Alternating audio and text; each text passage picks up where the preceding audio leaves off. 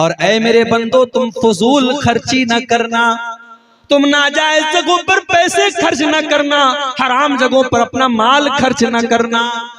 यहां अल्लाह ने क्या लफ्ज इस्तेमाल किया? तब्जीर। आप लोग खेती करने वाले किसान लोग हैं, आप बड़ा अच्छे तरीके से समझेंगे इसको। तब्जीर का लफ्ज बना है बज्र से, और बज्र कहते हैं बीज को। अगर आपने बीज को खेत में सही जगह डाला है तभी खेती होगी, वरना खेती नहीं होगी। अल्लाह ने माल को बीज करार दिया है। माल कोई वेस्ट चीज नहीं है, आप अपने माल को बर्बाद नहीं कर सकते, माल को सही जगह इस्तेमाल करो। इसीलिए उलमा कहते हैं कि अगर आप फजूल खर्ची करते हैं, मिसाल के तौर पर आपकी ताकत 1000 रुपए का कपड़ा पहनने की है, लेकिन आप 2000 का कपड़ा पहन रहे हैं। आपकी ताकत 1000 रुपए का खाना खाने की है, लेकिन आप 2000 का खाना खा रहे हैं, तो ये फजूल खर्ची है, ये इसराफ है। लेकिन हराम जगह पर 1 पैसा भी खर्च करना ये तब्जीर है, और यहाँ अल्लाह ने तब्जीर करने से मना किया। फरमाया वाला तो बज़िर तब्जीरा, नाजायज जगहों पर, हराम जगहों पर अपना माल खर्च न करना। इन्नल मुबज़्ज़िरीन कानू इख़वान शयातीन व कान शैतानु लिरब्बिही कफूरा। फजूल खर्ची करने वाले, हराम जगह पर पैसा खर्च करने वाले, शराब पर पैसा लुटाने वाले, जिना पर पैसा लुटाने वाले, लड़कियों पर नाजायज पैसा खर्च करने वाले, हराम जगहों पर पैसा खर्च करने वाले, वो शैतान के भाई। आज होता है किसी लड़की से ताल्लुक कायम हुआ, अब वो लड़की से कह रही मेरे मोबाइल का रिचार्ज कर दो, ये फट से रिचार्ज कर दो। घर में छोटा भाई छोटी बहन, उसके मोबाइल का रिचार्ज खत्म हो गया, वो 10 बार कह चुका है ये रिचार्ज नहीं करता है, और वो लड़की जिससे ताल्लुक कायम है उसने 1 बार का इसने फट से रिचार्ज कर दिया। क्यों? क्योंकि यहाँ गलत ताल्लुक है, यहाँ नाजायज ताल्लुक है। हराम जगह पर 1 पैसा भी खर्च करना ये तब्जीर है, और अल्लाह ने कहा कि तब्जीर करने वाले शैतान। ये माल हमारा नहीं है मेरे भाई, ये माल अल्लाह का है, हमें इस्तेमाल करने के लिए मिला है। ये माल हमारी प्रॉपर्टी नहीं है, ये अल्लाह की प्रॉपर्टी है। ये माल अल्लाह ने हमें इस्तेमाल करने के लिए दिया है। इसीलिए क़यामत के दिन 5 सवालों का जवाब दिए बगैर हम कामयाब नहीं हो सकते।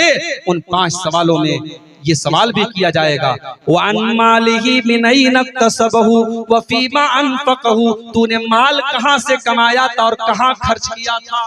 कहां से कमाया, आपका सोर्स ऑफ इनकम क्या था, और आपने कहां खर्च किया, आपको उसका भी हिसाब देना है। माल आप ये समझ करके खर्च ना करें हम आजाद हैं, जहां चाहे वहां खर्च कर सकते हैं। माल के खर्च का भी हिसाब आपको अल्लाह क्या देना। 4 चीजें होंगी। अब उसके बाद 5वीं चीज, आपके घर पे कोई आया, मदरसे के लिए आया, मस्जिद के लिए आया, कोई गरीब आया, कोई साइल आया, कोई यतीम आया। अभी आपके पास पैसा नहीं है, अभी आपका हाथ टाइट बना हुआ है, आप परेशान हैं, आपके पास अभी उस गरीब की मदद करने के लायक पैसा नहीं है। अब आप क्या करेंगे? क्या आप उस गरीब के साथ बदतमीजी करेंगे? क्या उसको धक्का दे करके निकाल देंगे? जैसे मुंबई वगैरह में और बड़े बड़े शहरों में होता है, हमारे जो मदरसे के चंदा लेने वाले बेचारे मौलवी हजरात जाते हैं, कभी वो मंजर आप जाकर के देखिए तो आंखों में आंसू आ जाए। जिस तरीके से फकीरों की लाइन लगी रहती है, भीख मांगने वालों की लाइन लगी रहती है, मदरसे के लिए सफीर हजरात ये अपना झोला लेकर के और रसीद लेकर के लाइन लगा करके खड़े रहते हैं, और उनको ज़कात इस तरीके से दी जाती है जैसे भीख बांटी जा रही है। याद रखो मेरे भाई, आप ज़कात दे रहे हैं, कोई एहसान नहीं कर रहे हैं। आपको अगर अल्लाह ने 1 लाख का मालिक बनाया है, 1 लाख में 2500 रुपया आपको ज़कात देना है। अगर अल्लाह ने आपको 1 करोड़ का मालिक बनाया है, 1 करोड़ में 2.5 लाख रुपया आपको ज़कात देना है, और वो ज़कात अल्लाह का हक है, आपके माल में अल्लाह का हक है। अगर कोई ज़कात लेने के लिए आपके घर पे जा रहा है, उसका एहसान मानिए, उसके साथ बदतमीजी मत कीजिए। अल्लाह ने फरमाया व इम्मा तुरिज़न्ना अनहुम इब्तिगा रहमतिन मिर रब्बिका तरजुहा फकुल लहुम क़ौलन मैसूरा। अगर किसी गरीब को देने के पास तुम्हारे पास उस गरीब को देने के लायक पैसा नहीं है, तुम्हारा हाथ अभी टाइट बना हुआ है, तो उसको बड़े प्यार से, बड़ी नरमी से उसको टाल दो। उससे कहो कि बाद में आ जाना, अभी मेरे पास ताकत नहीं है। उससे झिड़क करके, उससे बदतमीजी के साथ बात मत करना। अल्लाह, किसी गरीब के साथ आपको बदतमीजी से बात नहीं करना है। आप पैसे वाले, आप हैसियत वाले हैं, तो क्या गरीब की अपनी इज्जत और उसकी अपनी हैसियत नहीं होती? किसी साइल और किसी मांगने वाले को भी आपको बदतमीजी से बात नहीं करना है। अल्लाह ने अपने नबी से फरमाया, वो अम्मा साइला फला तनहर, ऐ नबी आप किसी साइल को, किसी मांगने वाले को कभी झिड़क करके बात मत कीजिए। आपको देना हो तो दे दीजिए, ना हो तो मना कर दीजिए, लेकिन बदतमीजी करने का, झिड़कने का, डांटने का अधिकार आपको नहीं है। तो ये पांचवी नसीहत अल्लाह ने की कि अगर आपको देने के लायक पैसा नहीं है तो आप नरमी के साथ और प्यार के साथ बात करके टाल दीजिए। नंबर 6, छठी नसीहत, वला तजअल यदक मगलूलतन इला उनुकिक वला तबसुतहा कुल्लल बस्ती फतक़ुद मलूमम महसूरा। ये बड़ी प्यारी बात है। अल्लाह ने कहा कि अपने हाथ को अपनी गर्दन में बांध कर मत रखो। इतने टाइट मत बन जाओ, इतने कंजूस मत बन जाओ कि बीवी अपने जायज नमक लाना है, तेल लाना है, आटा लाना है, उसके लिए भी तुम्हारी जेब से पैसा नहीं निकलता। बच्चों की किताब कॉपी लाना है, कलम लाना है, जरूरत की चीजें लाना है, उसके लिए भी तुम्हारी जेब से पैसा नहीं निकल रहा है। पैसा है लेकिन तुम नहीं दे रहे हो, इतने बखील भी मत बनो। और एक मसला बता दे रहा हूं, शौहर अगर बीवी की जायज जरूरतों को पूरा नहीं कर रहा है, हमारे शौहर हजरात नाराज ना हो, हदीस की रोशनी में मसला बयान कर, अगर शौहर बीवी की जायज जरूरतों को पूरा नहीं कर रहा है, उसका खर्च नहीं दे रहा है, तो बीवी शौहर को बताए बगैर उसके पॉकेट में से, उसकी तिजोरी में से, उसके पर्स में से पैसा ले सकती है।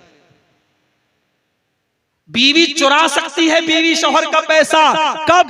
जब शौहर बीवी का जरूरी खर्च पूरा नहीं कर रहा है, शौहर के पास पैसा है फिर भी खर्च नहीं कर रहा है, तो बीवी बगैर बताए ले सकती है। अब कल से ऐसा ना हो कि साहब आपके पर्स में से 500-500 के नोट गायब होने लगे और आप बीवी से पूछे तो क्या अब्दुल गफ्फार साहब ने मसला बता दिया है, मैंने ले लिया है। ये गलत तरीका नहीं अपनाना है। मैंने कह दिया जहां जरूरत है वहां ले सकती है। हजरत अबू सुफियान रज़ी अल्लाह तआला अन्हु की बीवी अल्लाह के नबी के पास आती है और कहती है, अल्लाह के नबी मेरे शौहर बहुत कंजूस है, बखील हैं, हमारी जायज जरूरतों के लिए भी पैसा नहीं देते हैं, क्या मैं उनकी इजाजत के बगैर उनसे पैसा ले सकती हूँ? अल्लाह के नबी ने कहा हाँ ले सकती हो।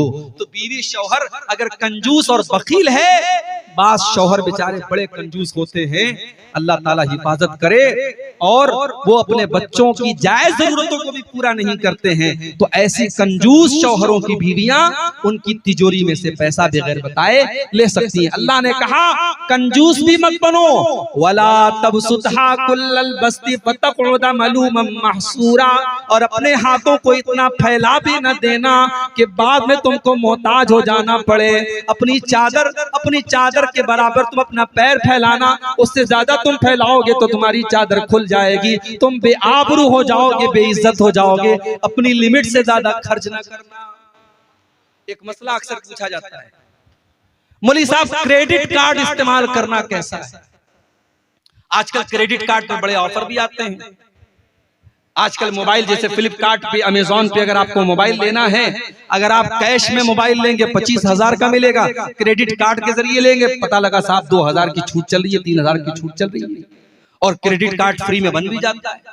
बन तो जाता है फ्री में, और कुछ क्रेडिट कार्ड ऐसे भी होते हैं कि उसमें कोई इंटरेस्ट भी नहीं लगता है। चलो वहां तक तो ठीक है, मगर होता क्या है, अब क्रेडिट कार्ड आपको मिल गया, क्रेडिट कार्ड पे आपको लिमिट मिल गई 1 लाख रुपए की, अभी आपके अकाउंट में सिर्फ 10,000 रुपया है, लेकिन आपको क्या लग रहा है कि मैं 1 लाख का मालिक बन गया। अब आप धीरे धीरे शॉपिंग कर रहे हैं, ऑनलाइन चीजें देख रहे हैं, बीवी ने कहा ये भी ले लो, आपने ये भी ले लिया, बच्चे ने कहा ये भी ले लो, आपने ये ले, आपने 1 लाख रुपए तक का सामान ले लिया। अब क्रेडिट कार्ड का बिल आया, उसमें लिखा है साहब अक्टूबर में आपने 1 लाख का सामान खरीदा है, नवंबर की 30 तारीख तक अगर आपने पे नहीं किया तो आपको डेली 200 रुपया पेनाल्टी लगेगी। मैं 200 मिसाल के तौर पे कह रहा हूं, ज्यादा भी लग सकती है। अब ये जो पेनाल्टी लग रही है, एक तो ये हराम है, ये ब्याज है, सूद है, और दूसरे ये है कि आपने अपनी लिमिट से ज्यादा खर्च किया। इसीलिए कभी लोन लेना लोग ये भी सवाल करते हैं कि लोन लेकर के कारोबार करना कैसा है। बास लोगों ने रास्ता निकाला कि साहब हिंदुस्तान है, यहाँ अगर हम लोन नहीं लेंगे बैंक से तो कैसे तरक्की करेंगे, कैसे हम बिजनेस करेंगे। कोई जरूरत नहीं। मैं कहता हूं ऐसी तरक्की हमें नहीं करना है जिसके लिए हमें गलत रास्ता अपनाना पड़े। आज हमारी कौम में करोड़पति और अरबपति लोग मौजूद हैं। अगर चाहें तो आपस में ऐसी कोई सोसाइटी बना लें, ऐसा कोई कोऑपरेटिव सिस्टम बना लें कि बगैर ब्याज के जरूरतमंद लोगों को कर्जा दें, मगर वो हो नहीं सकता, वो पॉसिबल नहीं। हमारी कौम के हालात हम सबको अच्छी तरीके से मालूम है। अब बैंक में जाकर के बगैर किसी मजबूरी के जो एक इंसान अपने शौक को पूरा करने के लिए और मजबूरी का नाम लगा करके जो लोन ले रहा है, माफ कीजिए, ये लोन मेरे भाइयों सही नहीं है।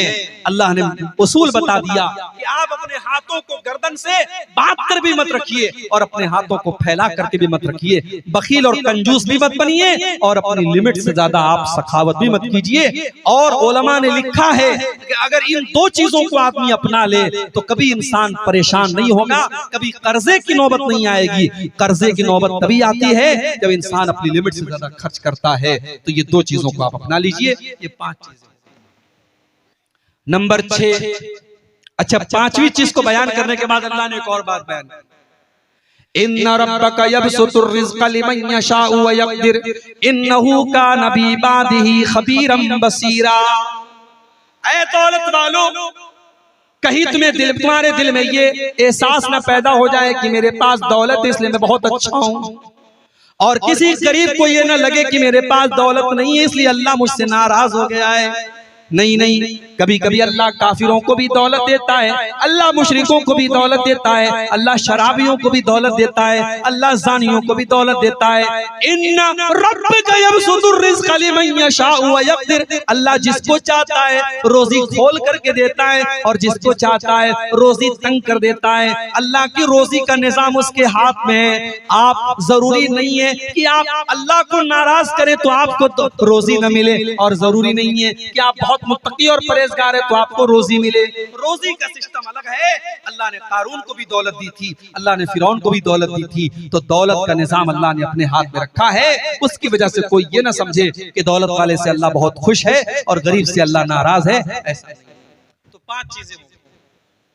नंबर 6, वला तक़तुलू औलादकुम खशियत इम्लाक, और ऐ ईमान वालों, अपने बच्चों को तुम कत्ल न करना फाका कशी के डर से। अपने पेट के लिए अपने बच्चों को कत्ल न करना।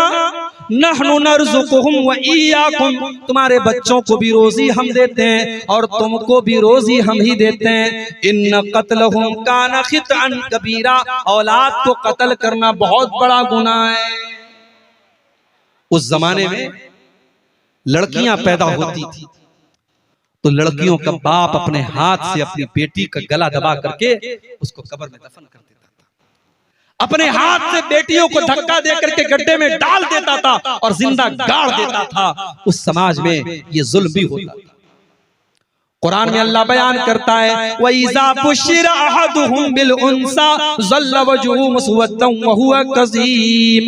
जब किसी बाप के घर में लड़की पैदा होती थी तो लड़की के बाप का चेहरा काला पड़ जाता था। यतवारा मिनल कौमी मिन सूई मा बुश्शिरा बिही, वो बेचारा अपना चेहरा अपनी कौम को दिखाता नहीं था। अयुमसिकुहु अला हुनिन अम यदुस्सुहु फित तुराब, उसके सामने 2 रास्ता होता था। अगर बेटी को पाले तो समाज में जलील होना पड़ेगा, और दूसरा रास्ता ये कि अपने हाथों से अपनी बेटी को जमीन के अंदर दफन कर दे, गाड़ दे। बेटियों को गाड़ दिया जाता था। ओ मेरी प्यारी माओ बहनों, आज तुम सवाल करते हो कि इस्लाम ने हमको क्या दिया है, और मैं तुमको बताता हूँ। इस्लाम ने तुमको जीने का अधिकार दिया है। 1400 साल पहले अरब की धरती पर और मक्के की धरती पर लड़कियों को पैदा होने के बाद मार दिया जाता था। मेरे नबी दुनिया में आए, आपने इस रिवाज को खत्म किया। आपने दुनिया वालों को बताया बेटी कलंक नहीं है, बेटी पाप नहीं है, बेटी बोझ नहीं है, बेटी तो रहमत बन करके आती है। आपने बेटी को कत्ल करने वाले बाप से कहा, वइज़ल मऊदतु सुइलत बिअय्यि ज़म्बिन क़ुतिलत, ऐ बेटियों के ये कातिलों, ऐ बेटियों को कत्ल करने वालों, कल कयामत के दिन अल्लाह की बारगाह में तुमको हिसाब देना पड़ेगा। तुमने बेटी को क्यों मारा, तुमने बेटी को क्यों कत्ल किया, तुम्हें अल्लाह के हिसाब देना पड़ेगा। मेरे नबी ने दुनिया वालों को ये भी पैगाम दिया, मन आला जारियतैनी, जिसको अल्लाह ने 2 बेटियां दे दी और 2 बेटियों को उसने अच्छे तरीके से पाला पोसा, यहाँ तक के बेटियां जवान हो गई। जा यौमल क़ियामत अना व हुआ कहातैन, आपने अपनी दोनों उंगलियों से इशारा करके फरमाया कि 2 बेटियों की परवरिश करने वाला कल कयामत के दिन अपने नबी के साथ जन्नत में जाएगा। जिस तरीके से ये दोनों उंगलियां एक दूसरे के साथ जुड़ी हुई हैं, वो जन्नत में अपने नबी के साथ जाएगा। जब मेरी तीसरी बेटी पैदा हुई तो मेरे बास दोस्तों ने कहा कि आपकी तो जन्नत पक्की होगी। मजाक के तौर पे कहा, लेकिन हकीकत में अगर इस हदीस की रोशनी में देखो तो 2 बेटियों की सही परवरिश करने वाले को अल्लाह के नबी जन्नत की बशारत सुना रहे हैं। मगर आज क्या हो रहा है, 2023 चल रहा है, हमारा भारत चांद पर पहुंच गया, चंद्रमा के ऊपर हमारा नाम, भारत का नाम पहुंच गया। मगर आज 2023 में भी भारत के अंदर सरकार को स्कीम निकालनी पड़ती है, बेटी पढ़ाओ बेटी बचाओ।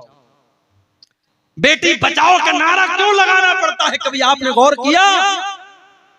क्योंकि हर साल हमारे भारत देश में हजारों नहीं लाखों की तादाद में बेटियां अपनी मां के पेट में एबॉर्शन के जरिए मार दी जाती। डॉक्टरों के यहाँ लिखा हुआ देखा होगा आपने, हमारे यहाँ लिंग की जांच करना अपराध है। हमारे यहाँ यानी माँ के पेट में लड़का है कि लड़की, हमारे यहाँ जांच नहीं होती है, लिखा होता है। मगर टेबल के नीचे डॉक्टर लोग भी सेटिंग कर लेते हैं, अल्ट्रासाउंड होता है, पता चला लड़की पैदा होने वाली है। बीवी से कहता है नहीं, 4 बेटियां मेरे पास ऑलरेडी मौजूद हैं, इनकी कैसे शादी करूंगा, इनके जहेज का इंतजाम कैसे करूंगा, मुझे नहीं चाहिए लड़की। और डॉक्टर से कहता है इसका एबॉर्शन कर दो, और मां के पेट में वो लड़की मार दी जाती है। और बेदर्दी और बेरहमी इस कदर होती है मेरे भाइयों, अगर आप एबॉर्शन का वीडियो जाकर के यूट्यूब पर देख लें तो शायद आपकी आंखों से आंसू आ जाए। उस गरीब बच्ची को, उस मासूम बच्ची को, उसका क्या कसूर था मेरे भाई, उसको बोटी बोटी बनाकर और कीमा कीमा बनाकर उसको माँ के पेट में मार दिया जाता है। मैं तो कहता हूँ आज का इंसान 1400 साल पहले दौरे जाहिलियत के इंसान से भी गिरा हुआ इंसान है।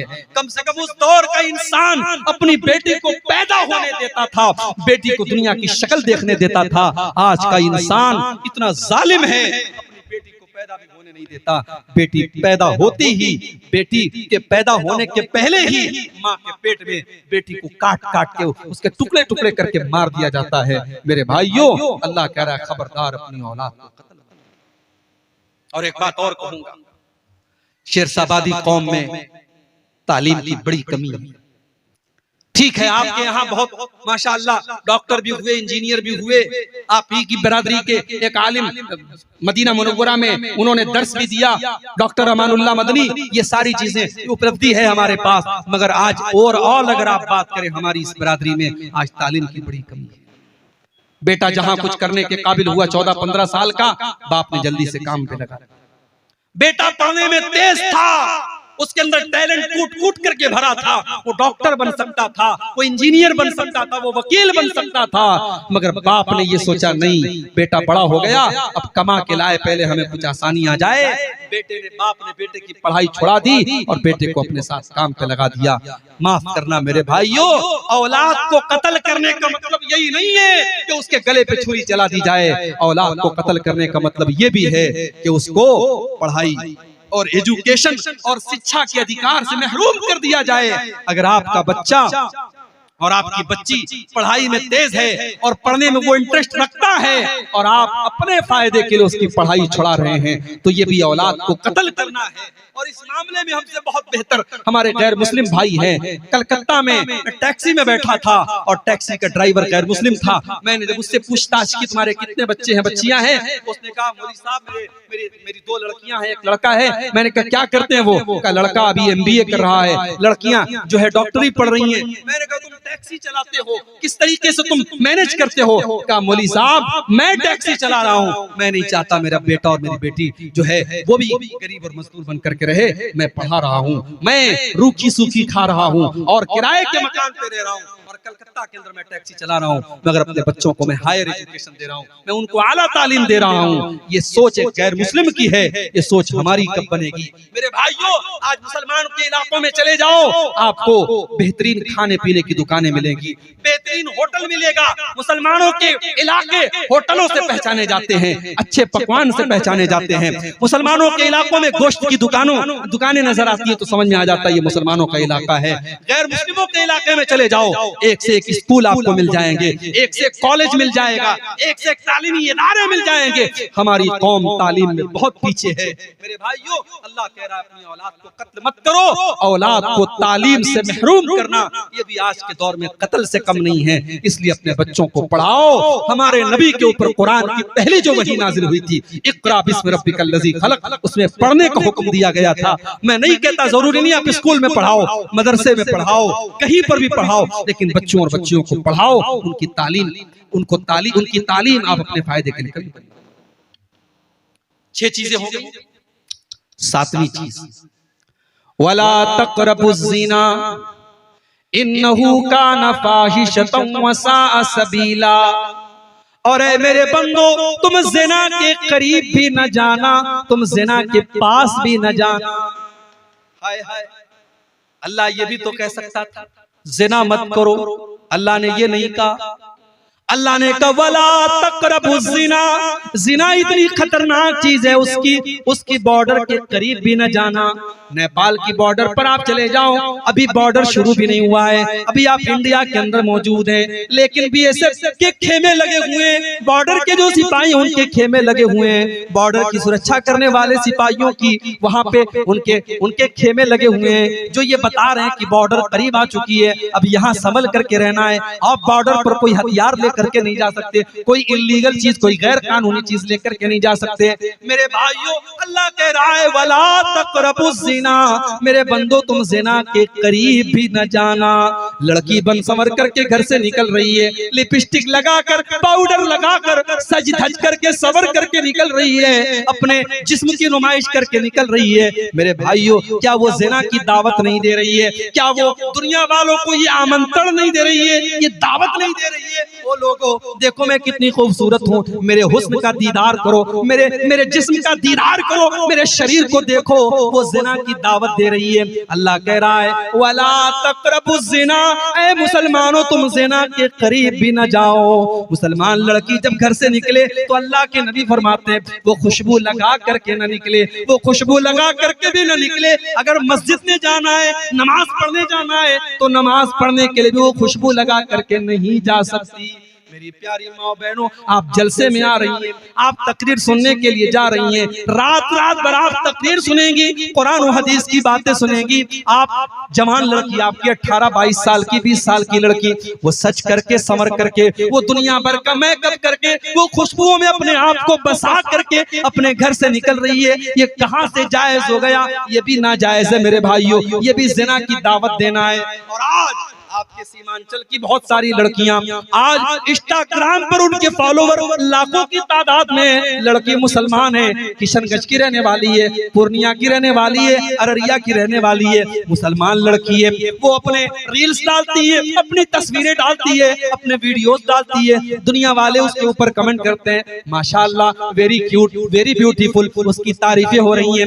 ऐ मुसलमान लड़की, क्या तूने अपने रब का कुरान नहीं पढ़ा? तेरे रब का कुरान कहता है युब्दीन ज़ीनतहुन्ना, ऐ मुसलमान औरत, तुझे अपनी जीनत को जाहिर नहीं करना है, तू सर से पैर तक जीनत है, तुझे अपना चेहरा भी दुनिया वालों के सामने नहीं दिखाना है। तेरे जब तू पाँव चले, जब तू जमीन पर चले, तो तेरे पायल की झंकार भी गैर मर्दों तक नहीं जानी चाहिए। कुरान कहता है वला यज़रिबना बिअरजुलिहिन्ना, ऐ मुसलमान औरतों, जब तुम चला करो तो अपने पाँव को जमीन पे जोर जोर से मार करके न चला करो, तुम्हारे पायल की झंकार भी गैर मर्दों के कानों तक नहीं जानी चाहिए। ज़िना के करीब नहीं जाना है। घर में ज्वाइंट फैमिली सिस्टम है, देवर भी उसी घर में रहता है, भाभी भी उसी घर में रहती है। भाभी किचन में काम कर रही है, देवर जाके हंसी मजाक कर रहा है, भाभी को टच कर रहा है, भाभी को छू रहा है, भाभी से वल्गर बातें कर रहा है, भाभी को भी कोई फर्क नहीं पड़ रहा है। भाभी देवर के सामने जैसे तैसे बैठी हुई है, जैसे तैसे अपने कपड़े को संभाल भी नहीं रही है। क्या ये ज़िना की दावत देना नहीं है? मेरे भाइयों, अल्लाह के नबी फरमाते हैं, इय्याकुम वद्दुखूल अलन निसा, जो औरतें तुम्हारे लिए गैर महरम है, गैर महरम औरतों से अकेले में न मिला करो, तन्हाई में न मिला करो। देवर अपनी भाभी से अकेले में न मिले, जीजा अपनी साली से अकेले में न मिले, तन्हाई में न मिले। क्यों? साहबा ने पूछा, अल्लाह के नबी, क्या देवर अपनी भाभी से भी नहीं मिल सकता? क्या जीजा अपनी साली से भी नहीं मिल सकता? आपने फरमाया, अलहम व अल मौत, देवर अपनी भाभी के लिए मौत के समान है, जीजा अपनी साली के लिए मौत के समान है। आज कितने रिश्तों में आज जीजा साली के दरमियान अवैध संबंध चल रहे हैं, कितने घरों में भाभी और देवर के बीच में नाजायज ताल्लुकात पनप रहे हैं। मेरे भाइयों, कुरान कह रहा है, वला तक़रबुज़ ज़िना, तुम ज़िना के करीब भी न जाना। ये तो देवर तो गैर महरम है। लड़की जवान हो गई, अपने सगे भाई के सामने भी, अपने बाप के सामने भी, अपने ससुर के सामने बहू को भी अपना दुपट्टा अपने सीने पर रखना है। ये नहीं कि चलो ये तो मेरा बाप है, ये तो मेरा भाई है, ये तो मेरा बेटा है। कुरान कहता है, वल वल यज़रिबना बिखुमुरिहिन्ना अला जुयूबिहिन्ना, ऐ मुसलमान औरतों, अपने गरेबानों पर अपना दुपट्टा हमेशा रखा करो। अपने घर में अपने महरम रिश्तेदारों के सामने भी तुम्हें अपना दुपट्टा अपने सीने पर रखना है। लड़की कॉलेज जा रही है, ठीक है, कॉलेज में पढ़ाने वाला टीचर मर्द है, जेंट्स है, वहां उससे टीचर से बात करना है। लड़की दुकान पे सामान लेने गई, दुकानदार जेंट्स है, मर्द है, उससे बात करना है। किसी गैर महरम से बात करने की जरूरत पड़ गई, मोबाइल पर किसी कंपनी वाले का कॉल आ गया, किसी मर्द का कॉल आ गया, बात करना है। अब अल्लाह ने उस गैर महरम से, उस मर्द से औरत बात कैसे करेगी? अल्लाह ने उससे बात करने का सलीका भी कुरान में बताया। फरमाया, फला तख़ज़ाना बिल क़ौलि फ़यत्मअल्लज़ी फ़ी क़ल्बिही मरज़ुन, ऐ मुसलमान औरत, किसी गैर महरम से तू ऐसे लहजे में बात न कर कि उसके दिल में तेरे लिए पुलाव पकने लगे, उसके लिए तेरे दिल में उम्मीदें पलने लगे। तू कड़क लहजे में बात कर, तू सख्ती के साथ बात कर। तू किसी से मोबाइल पर भी अगर कभी बात करे तो तेरी बात में नरमी नहीं होनी चाहिए, तेरी बात में मिठास नहीं होनी चाहिए। सोशल मीडिया का जमाना है, लड़कियों की आईडी है फेसबुक के ऊपर, इंस्टाग्राम के ऊपर। इंस्टाग्राम की चैटिंग में आकर के लड़का कहता है, अस्सलाम वालेकुम मेरी बहन, ये कहती है वालेकुम अस्सलाम मेरे भाई। कभी अपने सगे भाई से इतने प्यार से बात नहीं की थी जितने ये इंस्टाग्राम वाले भाई से बात कर।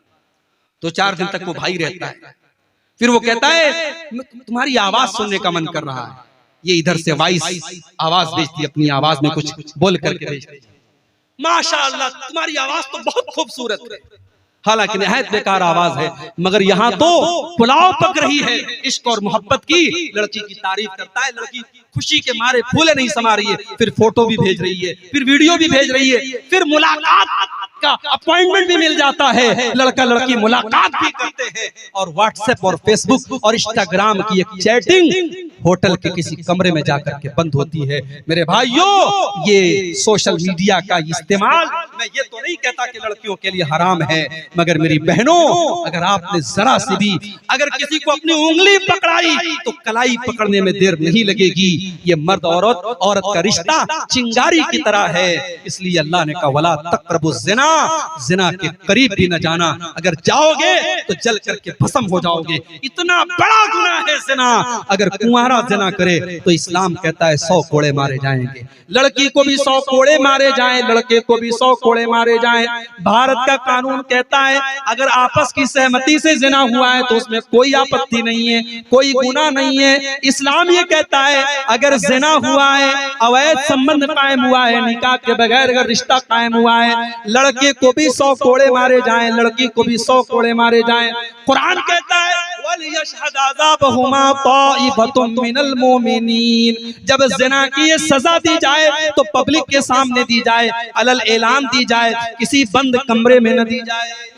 इतना बड़ा गुनाह है। और अगर जिना करने वाला शादीशुदा है, मैरिड है, विवाहित है, या वो औरत शादीशुदा है, किसी की बीवी है और उसने जिना किया है, तो इतना बड़ा गुनाह है कि अल्लाह के नबी कहते हैं पत्थरों से मार मार के रज्म कर दिया जाए, उस मर्द को खत्म कर दिया जाए, उस औरत को खत्म कर दिया जाए, उन्हें जीने का अधिकार नहीं है क्योंकि उन्होंने इतना बड़ा गुनाह किया है। लेकिन ये बात याद रखिए, ये सजा इस्लामी कानून के तहत दी जाएगी। आज हमारे मुल्क में चूंकि हमारे मुल्क का अपना कानून चलता है, अगर हमारे गांव वगैरह में अगर इस तरीके की कोई घटना हो जाए तो हम उसमें ये नहीं कि हम ये कानून नाफिज कर देंगे और सजाए मौत दे देंगे।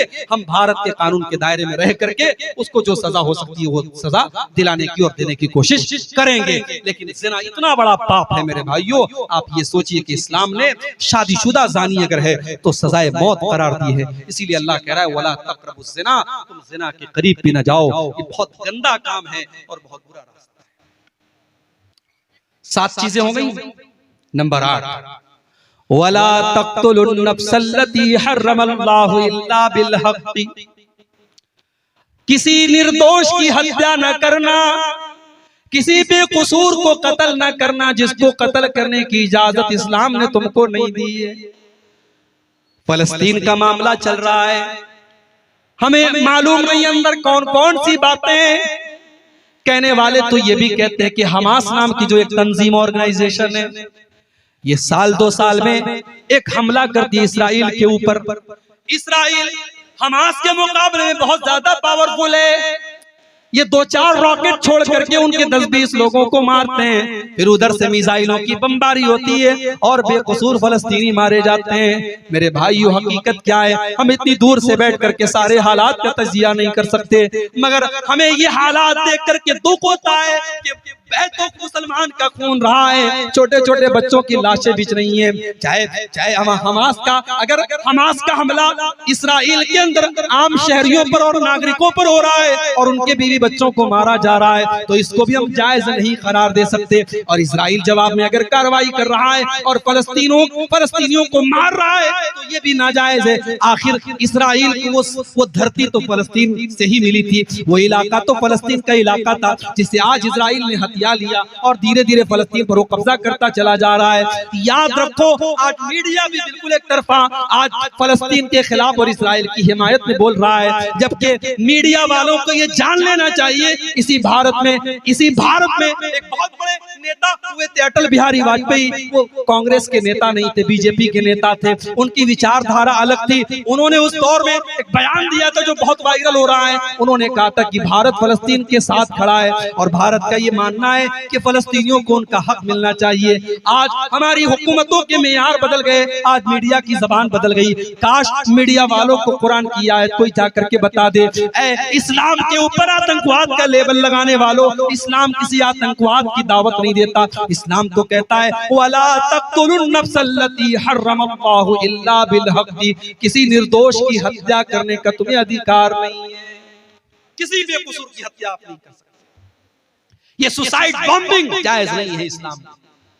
कोई गया किसी शॉपिंग मॉल में अपने आप को उड़ा दिया, 100 लोगों को मार दिया, ये इस्लाम में जायज नहीं है। मेरे भाइयों, किसी एक बेकसूर की हत्या पूरी मानवता की हत्या है। कुरान भी कहता है इंसान की जान की ये वैल्यू है इस्लाम के अंदर।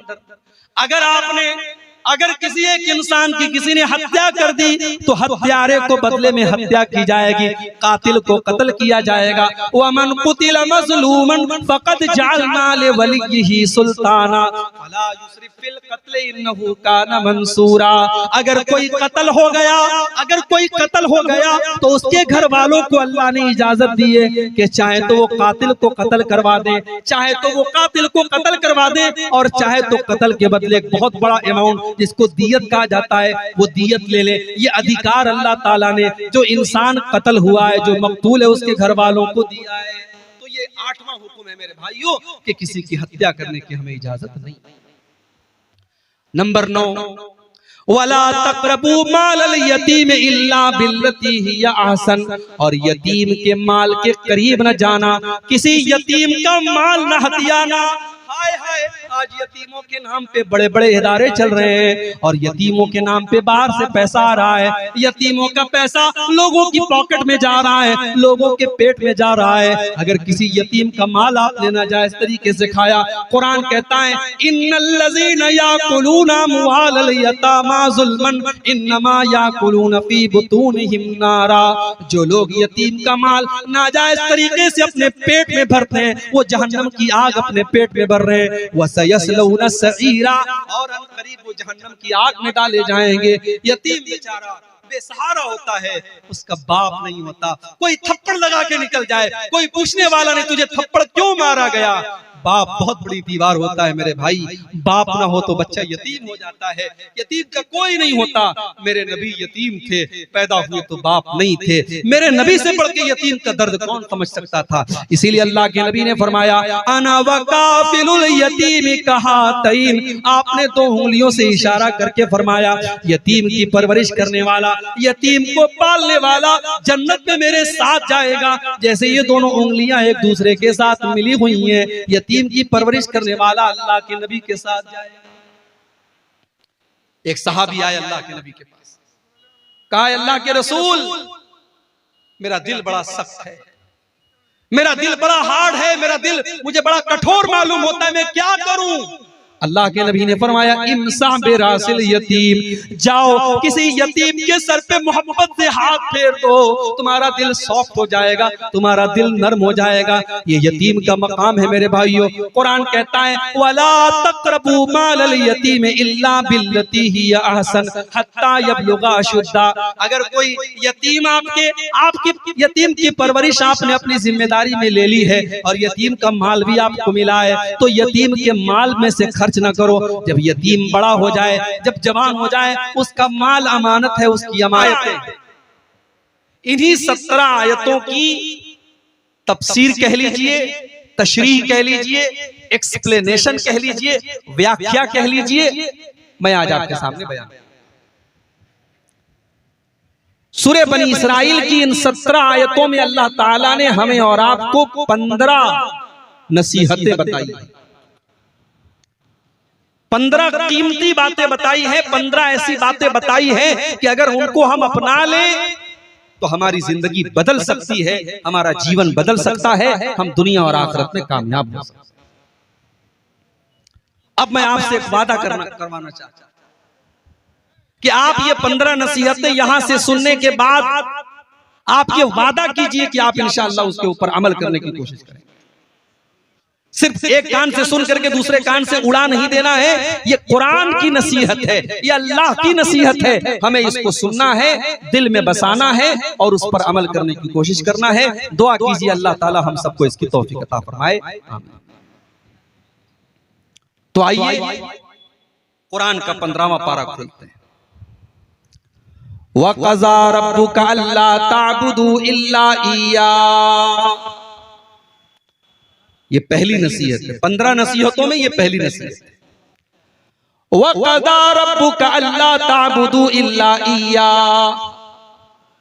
तुम्हारे रब का, तुम्हारे परवरदिगार का ये हुक्म है, अल्लाह तबारक व तआला का ये हुक्म है कि इबादत अगर की जाएगी तो सिर्फ और सिर्फ उसी की जाएगी, उसके साथ किसी को शरीक नहीं किया जाएगा।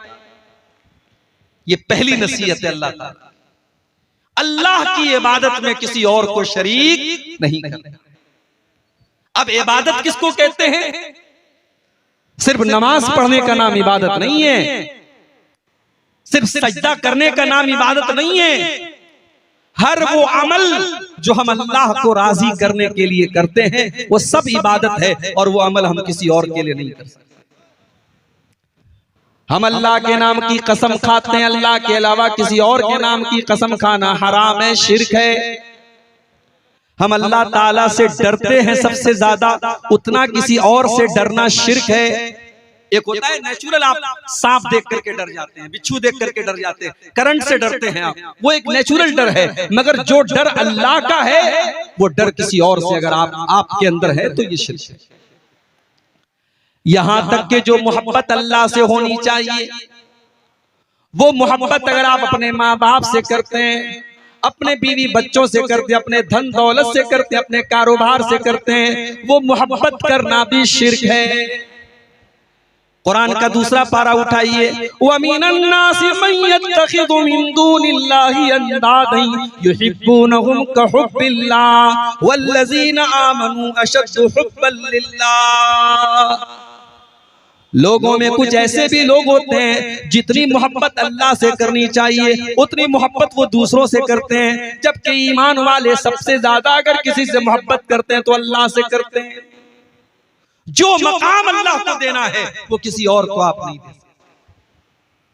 अभी कल मेरा प्रोग्राम था लखनऊ के करीब में एक जगह पड़ती है गोंडा, और जहां मेरा प्रोग्राम था उसके आसपास में एक बहुत बड़ी मजार है, बहुत बड़ी कब्र है।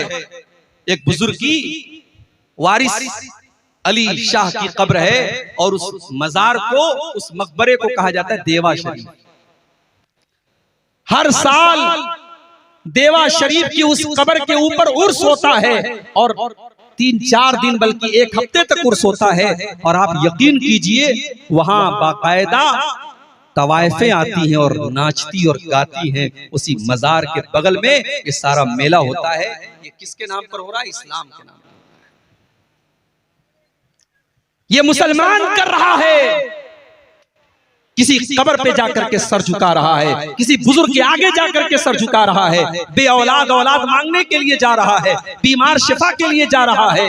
कितनी लड़कियां हैं, कितनी औरतें हैं, उनको कहा जाता है साहब इनके ऊपर जिन्नात सवार है, और वो इलाज के लिए उन कब्रों और मज़ारों पे जा रहे हैं।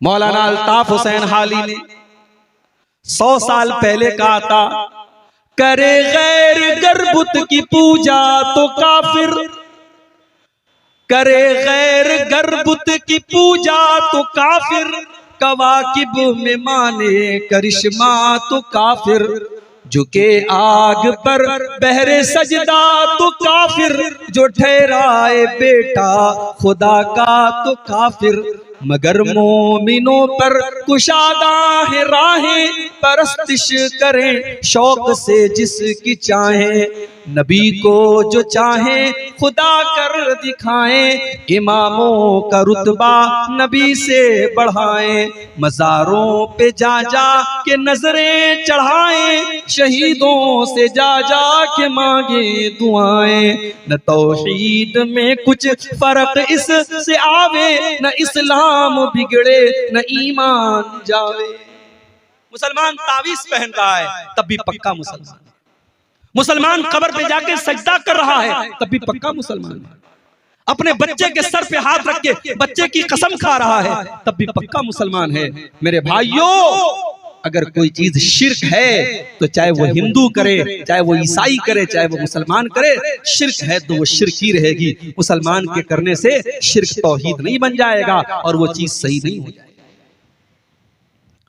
मुझे मालूम है आपकी शेरशाबादी बिरादरी अल्हम्दुलिल्लाह 100% किताब व सुन्नत पर चलने वाली बिरादरी, ये पूरी कौम अहले हदीस कौम है। मगर आपके इसी सीमांचल के इलाके में और आपकी इसी कौम के अंदर जिहालत कह लीजिए, अज्ञानता कह लीजिए, उलमा से दूरी कह लीजिए, बहुत सारे हमारे भाई और बहनें आज शिर्किया अमल करते हैं। बच्चों के गले में तावीज़ भी किसी किसी घर में पहना जाता है, किसी किसी घर में मुहर्रम, किसी किसी इलाके में मुहर्रम पर ताजिया तक निकल चुका है आपके इलाके में। और बहुत सारे ऐसे काम लोग करते हैं जिहालत की वजह से जो तौहीद के खिलाफ है। पहली नसीहत अल्लाह ताला की यही है कि इबादत अगर होगी तो अल्लाह, शिर्क नहीं करना है। अल्लाह ताला सारे गुनाहों को माफ कर देगा, शिर्क को माफ नहीं करेगा। अल्लाह ने कुरान में ऐलान कर दिया, इन्नल्लाह ला यग़फ़िरु अन युश्रका बिही व यग़फ़िरु मा दून ज़ालिका लिमन यशा। ऐ मेरे बंदो, हम तुम्हारे सारे गुनाहों को माफ कर देंगे मगर शिर्क हम माफ नहीं कर सकते। अच्छा, शिर्क क्यों माफ नहीं करेगा अल्लाह? क्योंकि शिर्क बेवफाई है, शिर्क करने वाला अल्लाह के साथ गद्दारी करता है, बेवफाई करता है। पालने वाला अल्लाह है, पैदा करने वाला अल्लाह है, ऑक्सीजन देने वाला अल्लाह है, सांस चलाने वाला अल्लाह है, तेरे दिल की धड़कनों को चलाने वाला अल्लाह है, तुझे रोजी रोटी देने वाला अल्लाह है, तुझे खिलाने पिलाने वाला अल्लाह है।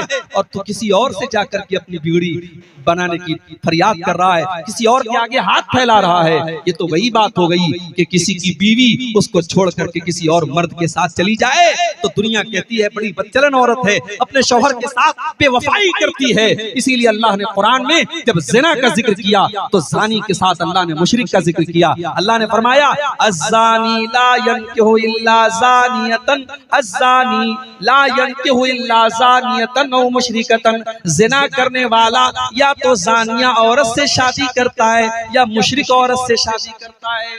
ये ज़ानी को और मुशरिक को अल्लाह ने साथ में क्यों जिक्र किया है? क्योंकि ज़िना करने वाला भी किसी न किसी के साथ बेवफाई करता है। अगर वो शादीशुदा है, अगर वो औरत शादीशुदा है अपने शौहर के साथ, अगर वो मर्द शादीशुदा है तो अपनी बीवी के साथ बेवफाई कर रहा है। अगर शादी नहीं हुई है, कुंवारा है या वो लड़की कुंवारी है तो अपने होने वाले शौहर के साथ वो बेवफाई कर रही है।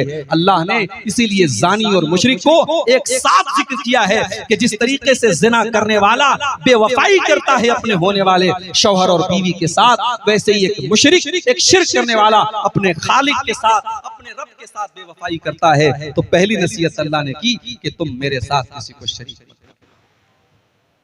दूसरी नसीहत वबिल वालिदैन इहसाना, और ऐ मेरे बंदो तुम अपने माँ बाप के साथ, अपने माता पिता के साथ, अपने वालिदैन के साथ, अपने पेरेंट्स के साथ अच्छा सलूक करते रहना।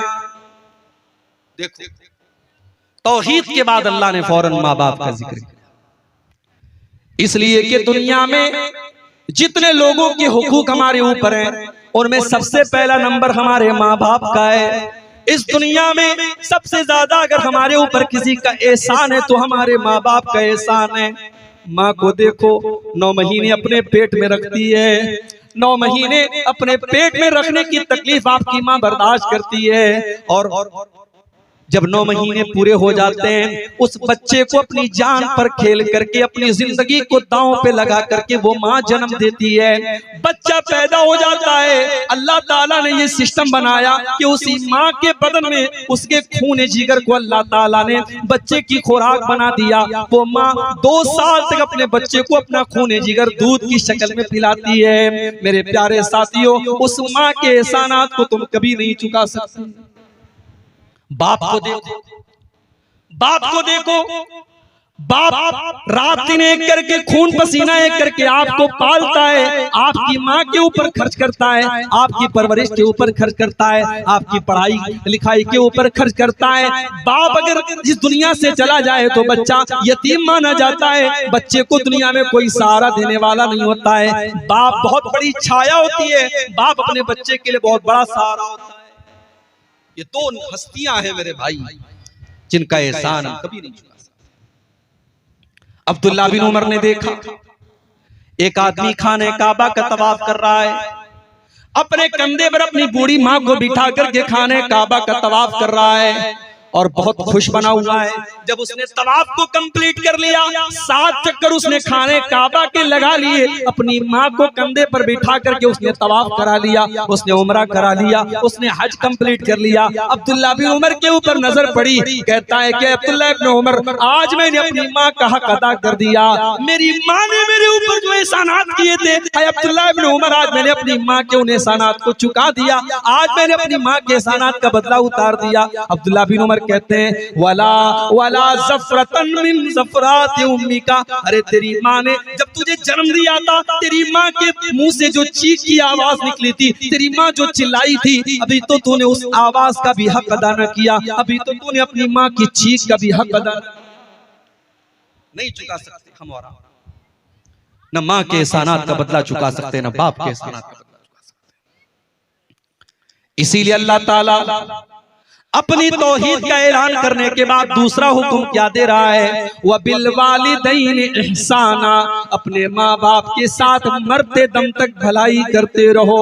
इम्मा यबलुगन्ना इंदकल किबर अहदुहुमा औ किलाहुमा फला तकुल लहुमा उफ्फिन, अगर तुम्हारे वालिदैन में से कोई एक तुमको बुढ़ापे में मिल जाए या दोनों बुढ़ापे में मिल जाएं, अगर दोनों मिल गए तब तो अच्छी बात है, और एक अगर चला गया, माँ चली गई बाप बचा, बाप चला गया तो माँ बची, जब एक बचाए तो वो तो और ज्यादा तुम्हारी मदद का हकदार है, वो तो और ज्यादा तुम्हारे प्यार का हकदार है। वो अगर अकेला हो गया, कल तक बुढ़िया मौजूद थी, बूढ़े को कोई तकलीफ होती थी बुढ़िया से शेयर कर लेता था, बूढ़ी माँ को कोई तकलीफ होती थी अपने शौहर से शेयर कर लिया करती थी। आज शौहर का इंतकाल हो गया, वो बुढ़िया, वो माँ आज अकेली हो गई, वो रात में किसी के साथ अपने दुख दर्द को बयान नहीं कर सकती। इसलिए अल्लाह ने पहले एक का जिक्र किया, फरमाया इम्मा यबलुगन्ना इंदकल किबर अहदुहुमा औ किलाहुमा, अगर किसी एक को तुम बुढ़ापे की हालत में पालो या दोनों को बुढ़ापे की हालत में पालो, फला तकुल लहुमा उफ्फिन, तो खबरदार अपनी बूढ़ी माँ को, अपने बूढ़े बाप को तुम कभी उफ भी मत कहना, उफ भी मत कहना।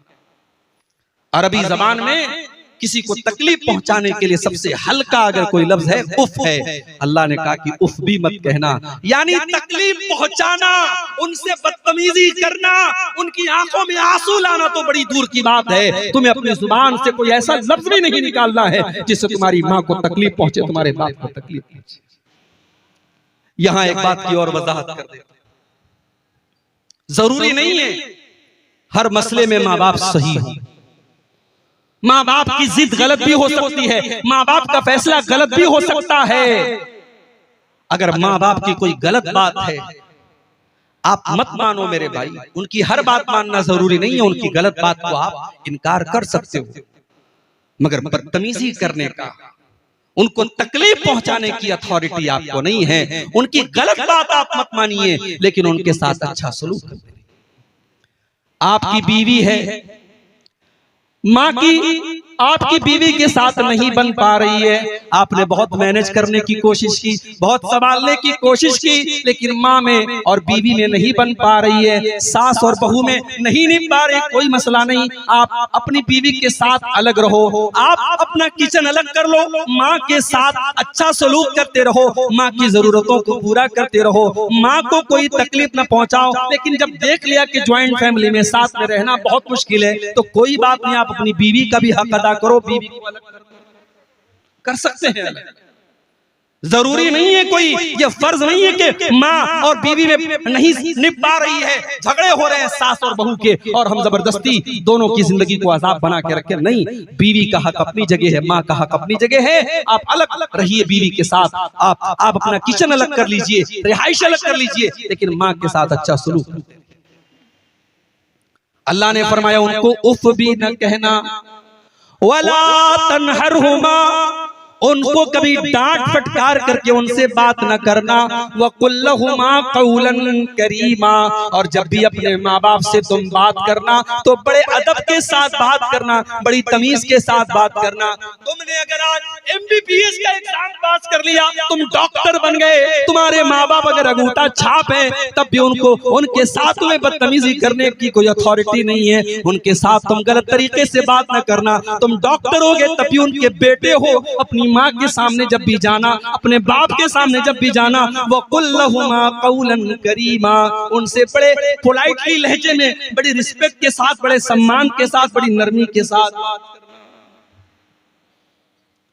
और आगे क्या फरमाया, वक़्फ़िज़ लहुमा जनाह ज़ुल्लि मिनर रहमा, जिस तरीके से परिंदा आसमान से जब उतरता है, जमीन पर जब आता है तो अपने परों को समेट लेता है, अपने माँ बाप के लिए अपने परों को समेट लिया करो, यानी अपने माँ बाप के लिए अपने आप को टाइट न बनाओ, अपने आप को हार्ड न बनाओ। दुनिया में जितना भी नाम कमा लो, जितनी भी दौलत कमा लो, अपने माँ बाप के लिए हमेशा अपने आप को सॉफ्ट बना के रखो, अपने आप को नरम बना के रखो। वक़ुर रब्बिरहमहुमा कमा रब्बयानी सगीरा, और ये दुआ किया करो कि ऐ मेरे परवरदिगार, मेरे माँ ने मेरे मेरे ऊपर जो एहसान किया, मेरे बाप ने जो एहसान किया, आय अल्लाह मैं उनको चुका नहीं सकता। आय अल्लाह मैं तेरे ऊपर छोड़ देता हूँ, तू रहम फरमा। आय अल्लाह जिस तरीके से मेरे माँ बाप ने मुझे पाला है। मगर आज का नौजवान तो माशाअल्लाह मोबाइल चलाने में एक्सपर्ट है, मोबाइल चलाने में एक्सपर्ट है, लेकिन अपनी माँ और बाप के मरने के बाद इस काबिल भी नहीं है कि जनाजे की नमाज खड़े होकर के अपने माँ बाप की जनाजे की नमाज। अरे ऐसी औलाद से तो बे औलाद बेहतर है। अगर बाप मर गया और माँ मर गई और औलाद अगर इस काबिल भी नहीं है कि अपने माँ बाप की जनाजे की नमाज खड़ी होकर के पढ़ सके, तो ऐसी औलाद किस काम की? कम से कम इस लायक बनो कि कल माँ दुनिया से चली जाए, कल बाप दुनिया से चला जाए, तो खड़े होकर के जनाजे की नमाज में अपने बाप के लिए, अपनी माँ के लिए मग़फ़िरत की दुआ कर सकते। और मेरे भाइयों, ये मदरसे, ये छोटे छोटे मदरसे हैं ना, इनको हकीकत, ये मदरसे बंद हो गए तो आपके बच्चों को जो छोटी छोटी जो दुआएं आती हैं, ये दुआएं भी कोई सिखाने वाला नहीं। कम से कम इसी बहाने आपके बच्चे ठीक है मदरसे के बाद आगे की तालीम नहीं हासिल कर सके, स्कूल में चले गए, कॉलेज में चले गए, लेकिन अगर उनकी बुनियाद मजबूत है, उन्होंने प्राइमरी तक और उसके बाद तो 4 दर्जे अगर इन मदरसों में पढ़ा होगा आपके लड़कों ने, आपकी लड़कियों ने, आपकी बच्चियों ने, तो इंशाअल्लाह वो इस लायक तो रहेंगे कि जब जिंदगी में हाथ उठाएंगे तो अपने माँ बाप के लिए मग़फ़िरत की दुआ कर सकेंगे। और एक बात बोलूं, माँ बाप के लिए मग़फ़िरत की दुआ करना ये भी बड़े नसीब की बात है। सबको नसीब नहीं होता है ये। इब्राहीम अलैहिस्सलाम इतने बड़े नबी हैं, उनका बाप मुशरिक था, उनका बाप आज़र मुशरिक था, और इब्राहीम अलैहिस्सलाम अपने बाप से वादा करते हैं कि अब्बा जान मैं आपके लिए अल्लाह से माफी मांगूंगा, मैं अल्लाह से मग़फ़िरत की दुआ करूंगा, लेकिन अल्लाह ने मना कर दिया। अल्लाह ने कहा नहीं, ऐ इब्राहीम तुम्हारा बाप मुशरिक है और मुशरिक के लिए मग़फ़िरत की दुआ नहीं की जा सकती। इब्राहीम अलैहिस्सलाम चाह करके भी अपने बाप के लिए मग़फ़िरत की दुआ नहीं कर सके। हमारे प्यारे नबी, अल्लाह के आखिरी नबी, अपनी माँ के लिए मग़फ़िरत की दुआ करना चाहते थे। आपने अल्लाह से इजाजत मांगी, अल्लाह ने इजाजत नहीं दी। फिर आपने इजाजत मांगी, ऐ अल्लाह मैं अपनी माँ की कब्र पर जाना चाहता हूँ, अल्लाह ने इजाजत दी। आप अपनी माँ की कब्र पे गए। 6 साल की उम्र में माँ को खोया था आपने, माँ का प्यार याद किया, माँ की ममता याद की, आपकी आंखें भर आईं, आपकी आंखों से आंसू बहने लगे, लेकिन आप इतने मजबूर थे, आप अपनी माँ के लिए मग़फ़िरत की दुआ नहीं कर पाए। मेरे भाइयों, अगर आज अल्लाह ने हमारे माँ बाप को मुसलमान बनाया है, हमारे माँ बाप को तौहीद वाला बनाया है, हम बहुत बड़े खुशनसीब हैं। हम अपनी माँ के मरने के बाद, अपने बाप के मरने के बाद कम से कम अपने माँ बाप के लिए मग़फ़िरत की दुआ तो कर सकते हैं, अपने माँ बाप के लिए अल्लाह ताला से माफी तो मांग सकते हैं। अगर माँ मुशरिक हो या बाप मुशरिक हो तो उनके लिए मग़फ़िरत की दुआ करना भी जायज़ नहीं है। तो ये छोटी सी दुआ है, याद कर लो, रब्बिरहमहुमा कमा रब्बयानी सगीरा। जब भी दुआ के लिए हाथ उठाया करो, ये दुआ जरूर मांगा करो, ऐ अल्लाह मेरे माँ बाप पर रहम फरमा, जिस तरीके से बचपन में उन्होंने मुझे। 2 चीजें हो गई, अब तीसरी चीज। अच्छा, तीसरी चीज बयान करने के पहले अल्लाह ताला ने बीच में एक और बात बयान। कभी कभी ऐसा भी होता है कि हम अपने माँ बाप के साथ अच्छा सलूक करते हैं, मगर माँ हमसे खुश नहीं रहती, बाप हमसे खुश नहीं रहता। हमारा दिल साफ है, हम खुश रखने की कोशिश कर रहे हैं, लेकिन माँ नहीं खुश रह रही है, बाप नहीं खुश है। उस सूरत में क्या किया जाए? अल्लाह ने इस सवाल का भी जवाब दे दिया। रब्बुकुम आलमु बिमा फी नुफूसिकुम इन तकूनु सालिहीना फइन्नहु काना लिल अव्वाबीना गफूरा। ऐ मेरे बंदो, अगर तुम्हारा दिल साफ है, अगर तुम्हारी नीयत साफ है, अगर तुम अपने माँ बाप को खुश करना चाहते हो, तुम्हारे दिल में कोई चोर नहीं है, तुम्हारे दिल में कोई खोट नहीं है, तो कोई बात नहीं, अल्लाह ताला तुमको माफ कर देगा। अगर माँ तुमसे खुश नहीं हो पा रही है, बाप तुमसे खुश नहीं हो पा रहा है, तुम अपनी तरफ से भरपूर कोशिश कर रहे हो, तो कोई बात नहीं, तुम अल्लाह ताला से माफी मांग लो, अल्लाह माफ कर देगा, उसमें तुम्हारी कोई खता नहीं है।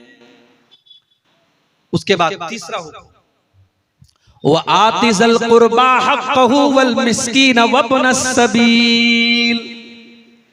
अपने रिश्तेदारों को उनका हक दिया करो, और गरीबों को उनका हक दिया करो और मुसाफिरों को उनका हक दिया करो। पहले रिश्तेदार का जिक्र, रिश्तेदार का जिक्र किया। भाई साहब, आप बड़े दान पुण्य करने वाले हैं, मदरसे में आपने 1 लाख रुपया चंदा दे दिया, आपका सगा भाई बीमारी में मुब्तला हो गया, कैंसर जैसी बीमारी में मुब्तला हो गया, हॉस्पिटल में लाखों का खर्च है, बैंक से लोन लेकर के वो बेचारा इलाज करवा रहा है, और आपको अल्लाह ने करोड़ों नवाजा है, आप अपने भाई की मदद नहीं कर पाए। ऐसी दौलत किस? आपने मदरसों में, मस्जिदों में और गरीबों को बहुत दिया। अगर आपका अपना रिश्तेदार, आपका भाई, आपका भतीजा, आपका कोई करीबी रिश्तेदार है और वो अगर जरूरतमंद है तो वो सबसे ज्यादा हकदार है आपकी ज़कात का, आपके सदका खैरात का, आपके दान का। अल्लाह के नबी फरमाते हैं, अस्सदक़तु अला ज़िर्रहिम सिंतान सदक़तुन वसिलतुन। अगर अपने रिश्तेदार को ज़कात दोगे, अपने रिश्तेदार को सदका दोगे तो डबल सवाब मिलेगा, ज़कात का भी सवाब मिलेगा, सदका का भी सवाब मिलेगा, और रिश्तेदार के साथ रिश्ता जोड़ने का भी सवाब मिलेगा। आपके माल में रिश्तेदार का भी हक है मेरे भाई। इसलिए जब मदद करो तो रिश्तेदारों को खास तौर से तरजीह दो कि आपके रिश्तेदारों में कौन जरूरतमंद है। उसके बाद फरमाया वल मसाकीन, और गरीबों की मदद करो, वब्न सबील, और जो मुसाफिर बन करके तुम्हारे घर पे आया है, मेहमान बन के घर पे आया है, उस मेहमान की इज्जत करो, उस मुसाफिर को अगर मदद की जरूरत है उसकी मदद करो। यहाँ तक कि अगर कोई मुसाफिर आया है, जरूरतमंद है, तो आप ज़कात की रकम में से भी उसकी मदद कर सकते हैं। अल्लाह ने ज़कात के फंड्स में से भी मुसाफिर का जिक्र किया है। अगर कोई मुसाफिर है, सफर में बेचारा लुट गया, पिट गया, तो उसकी मदद आप ज़कात की रकम से भी दे सकते हैं। तो ये तीसरा हुक्म अल्लाह ने दिया कि रिश्तेदार को दो, गरीबों को दो और मिस्कीनों। चौथा हुक्म, वला तुबज़िर तबज़ीरा, और ऐ मेरे बंदो तुम फजूल खर्ची न करना, तुम नाजायज जगहों पर पैसे खर्च न करना, उसको लौटा देना। तो ये 9 चीज। नंबर 10, वअऊफू बिल अहद इन्नल अहद कान मसऊला, और ऐ ईमान वालो वादे को पूरा किया करो। अल्लाह ताला क्या तुमसे पूछा जाएगा तुमने वादे को पूरा किया कि नहीं किया। आज वादा कौन पूरा करता है? मुसलमान से ज्यादा वादा खिलाफी करने वाला कौन है मेरे भाई?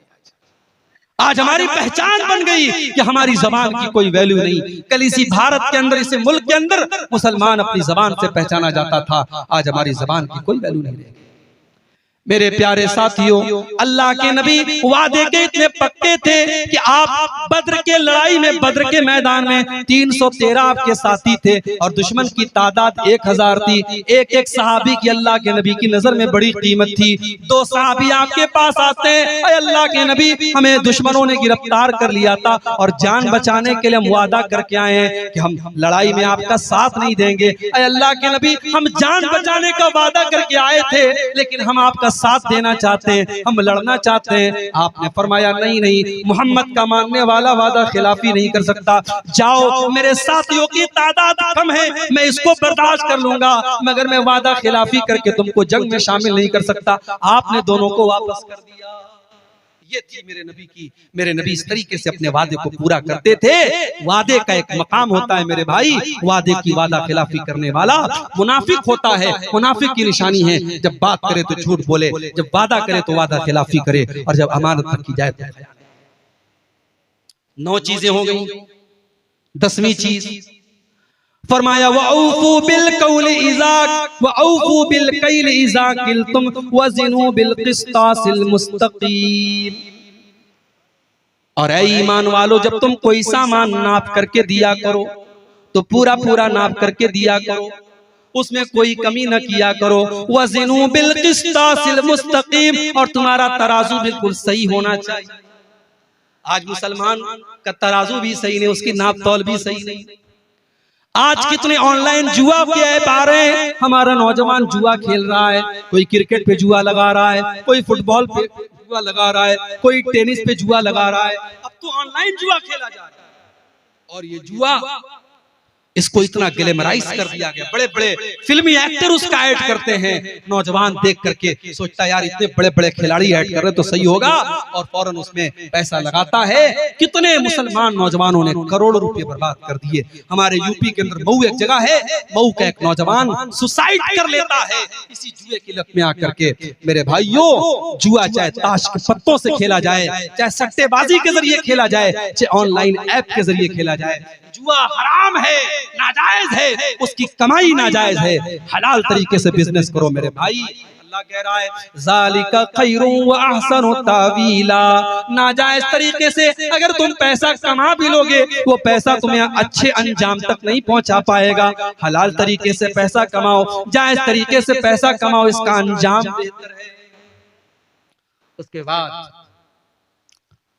फरमाया वला तक़्फ़ु मा लैसा लक बिही इल्म, वला तक़्फ़ु मा लैसा लक बिही इल्म। जिस चीज की तुम्हें जानकारी नहीं है उस चीज के पीछे मत पड़ो। इन्नस्समा वल बसरा वल फुआद कुल्लु उलाइका काना अन्हु मसऊला। अल्लाह ताला के कान का भी हिसाब लिया जाएगा। कानों से क्या सुना था आपने, ईयरफोन कानों में लगा लिया, क्या क्या गाने तुम सुन रहे हो, क्या क्या चीजें तुम सुन रहे हो। आज तो गाली गलौज भी सुना जा रहा है, आज तो ऐसी ऐसी वेब सीरीज आ गई उसमें गाली गलौज भी दिया जा रहा है, वल्गर बातें भी की जा रही हैं। तुमने अपने कानों में हेडफोन लगाकर और ईयरबड लगा करके तुमने क्या क्या सुना है, अल्लाह क्या उसका भी हिसाब देना पड़ेगा। इन्ना समा वल बसरा, तुमने आंखों से मोबाइल की स्क्रीन पर क्या क्या देखा था। हो सकता है तुमने ब्राउजर की हिस्ट्री से डिलीट कर दिया, हो सकता है तुमने यूट्यूब की हिस्ट्री से डिलीट कर दिया, हो सकता है तुमने फेसबुक के रिकॉर्ड से डिलीट कर दिया। लेकिन तुमने फेसबुक पर क्या क्या देखा, तुमने यूट्यूब पर क्या क्या देखा, तुमने मोबाइल की स्क्रीन के ऊपर क्या क्या देखा, अल्लाह के फरिश्ते सब रिकॉर्ड कर रहे हैं, किरामन कातिबीन सब नोट कर रहे हैं, और अल्लाह क्या उसका भी हिसाब देना पड़ेगा। वल फुआदा, और तुम्हारे दिल और दिमाग में कौन कौन से गुनाहों की प्लानिंग चली थी, कौन कौन से गुनाहों का तुमने इरादा किया था, कौन कौन से गलत काम करने की तुमने प्लानिंग की थी, अल्लाह क्या उसका भी हिसाब देना पड़ेगा। इस एक आयत को हम सामने रखें तो शायद मोबाइल का गलत इस्तेमाल करना हमारा नौजवान, अल्लाह क्या हिसाब देना पड़ेगा।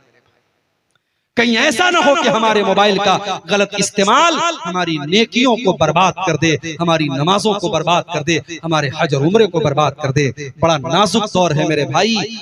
3 साल के बच्चे से लेकर के 70 साल का बूढ़ा आज मोबाइल इस्तेमाल कर रहा है, और वो क्या देख रहा है मोबाइल पर, वो या तो उसका मोबाइल जानता है या उसका रब जानता है, और अल्लाह सब हिसाब लेगा। इन्ना समा वल बसर वल फुआद कुल्लु उलाइका काना अन्हु मसऊला। तुम कानों से, आंखों से और दिल से क्या कर रहे हो। नंबर 14, वला तमशी फिल अर्ज़ि मरहा, और जमीन में तुम अकड़ करके न चला करो।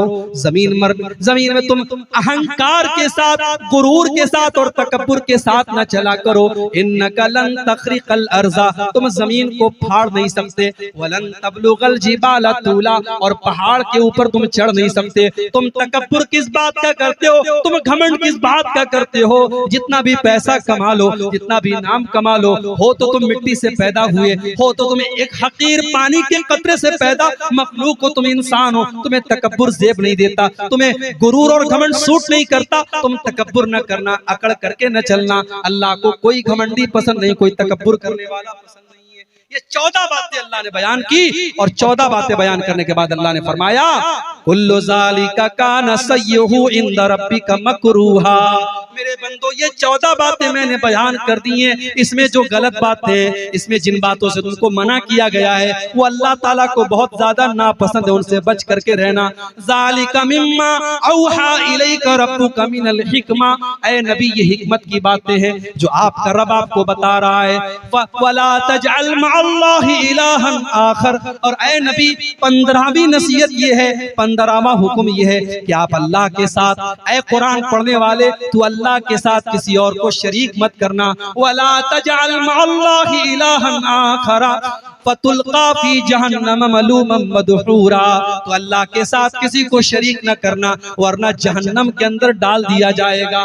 पहली नसीहत भी यही थी कि शिर्क मत करना, और 15वीं नसीहत भी यही है कि शिर्क मत करना। मतलब ये हुआ कि हमारी जिंदगी में भी तौहीद रहनी चाहिए, और मरते दम तक तौहीद तौहीद रहनी चाहिए, हमारा खात्मा भी तौहीद पर होना चाहिए। सारी जिंदगी हम तौहीद पर रहे और खात्मे के टाइम अगर हमने शिर्क कर दिया तो हम बर्बाद हो जाएंगे। इसलिए पहली नसीहत भी ये थी कि अल्लाह के साथ किसी को शरीक मत करना, और 15वीं नसीहत यही है कि अल्लाह के साथ किसी को शरीक मत करना। तो मेरे भाइयों, ये सूरह बनी इसराइल की आयत नंबर 23 से लेकर के 39 तक टोटल 17 आयतें मैंने आपके सामने पढ़ी हैं, और उन 17 आयतों की रोशनी में 15 नसीहतें मैंने आपके सामने बयान की हैं।